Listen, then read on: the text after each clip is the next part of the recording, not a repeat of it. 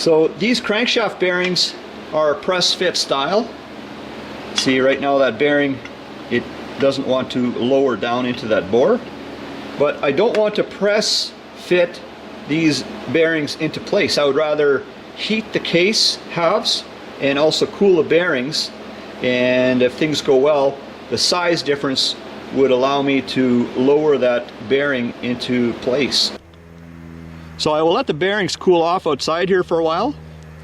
The bolts and the nuts are temporary handles, and also the additional steel from the bolts and the nuts may help to retain the coldness into the bearings longer as I bring them into the shop later.